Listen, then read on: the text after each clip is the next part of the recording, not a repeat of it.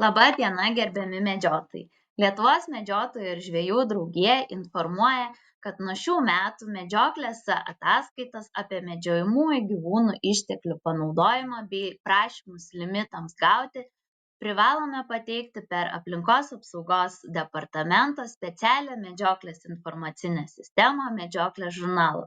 Todėl norime pasidalinti su jumis trumpa video instrukcija, kaip lengvai prisijungti ir pateikti reikiamas ataskaitas. Prisijungti prie Medžioklės žurnalo galite dviem būdais: per savo kompiuteryje esančią interneto naršyklę arba parsisiuntę Medžioklės žurnalo programėlę į savo išmaniuosius telefonus. Šioje instrukcijoje pristatysime, kaip prisijungti prie Medžioklės žurnalo sistemos per internetinę naršyklę savo kompiuteryje. Taip pat informuojame, kad visiems medžiotojų būrelių ir klubų pirmininkams jau yra sukurtos individualios paskyros, prie kurių jie gali prisijungti, identifikuojant save per elektroninius valdžios vartus. Šias ataskaitas klubų ir būrelių pirmininkai privalo pateikti iki šių metų gegužės 1 dienos. Taigi, reikėtų pradėti nuo to, kad savo internetinėje naršyklėje turėtumėte įvesti puslapio pavadinimą www.medžioklė.biip.lt. Atsivėrusiame Medžioklės žurnalo lange dešinėje pusėje yra mygtukas prisijungti, kurį ir turėtumėme paspausti. Paspaudę šį mygtuką mus įkelia į naują langą, kuriame turime prisijungti per elektroninius valdžios vartus ir identifikuoti save per banką. Po identifikacijos matome, kad galime pasirinkti norimą paskyrą. Paskyros gali būti dvi: arba asmeninė medžioklės paskyra, arba atstovaujamo medžioklės klubo ar būrelio paskyra. Jeigu vadovaujate keliems būreliams, tai reiktų prisijungti prie to klubo ar būrelio paskyros, už kurį norite pateikti ataskaitas. Prisijungę prie savo paskyros matote klubo ar būrelio duomenis.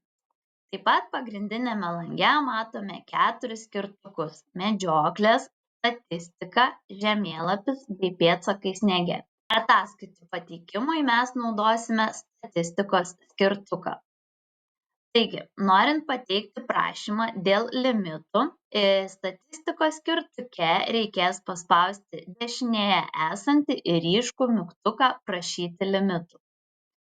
Kadangi pagal galiojančias medžioklės taisykles limituojami yra tik tai briedžio patelė, jauniklis bei patinas, todėl turime užpildyti tik tai 2 grafas. Rankiniu būdu įvedame limito prašymo skaičių prie patelės ir jauniklio bei prie patino. Įvedę duomenis patvirtiname jų teisingumą ir spaudžiame mygtuką Pateikti. Patvirtinus limito prašymą, mums taip pat reikia pateikti informaciją apie medžiojamųjų gyvūnų išteklių panaudojimą už praėjusį medžioklės sezoną. Tai darysime tame pačiame statistikos skirtuke, kadangi matome, jog automatiškai mums duoda šių metų, tai yra 25-26 metų medžioklės sezoną, turime kairiu mygtuku sugrįžti į praėjusių metų sezoną. Lange matome visų medžiojamųjų gyvūnų eilutes, kurios yra suskirstytos pagal limituojami medžioklės plotų vienete, limituojami Lietuvos mastu bei nelimituojami. Taigi prie kiekvienos medžiojamųjų gyvūnų rūšies turėsime užpildyti per praėjusį medžioklės sezoną sumedžiotų žvėrių skaičių. Tai padaryti galime paspaudę pliuso mygtuką prie kiekvienos eilutės. Atsivėrusioje lentelėje rankiniu būdu laukelyje iš viso sumedžiotų gyvūnų turime įvesti sumedžiotų žvėrių per praėjusį sezoną būtent konkrečios rūšies skaičių. Įvedus duomenis juos turime patvirtinti paspaudus mygtuką Išsaugoti. Išsaugojus duomenis matome pranešimą, kad duomenis išsaugoti sėkmingai.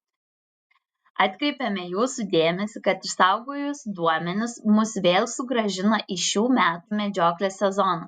Todėl pildydami kitas eilutes turime nepamiršti sugrįžti į praėjusių metų medžioklės sezoną su rodykle į kairę.